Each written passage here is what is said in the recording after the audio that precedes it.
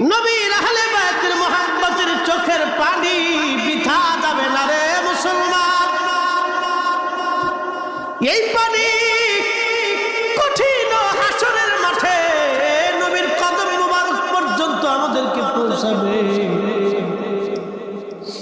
হাসরের মাঠে আল্লাহ ডাকবে, উম্মত কি নিয়ে আসছো? একটা জবাব দিতে পারবো, ইয়া রাসূলুল্লাহ।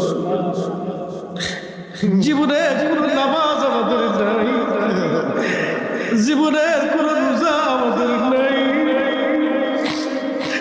আপনি নবীর সঙ্গে সাহাবীরা যেভাবে ভালোবাসা করেছে এইভাবে বাঁচতে পারি নাই।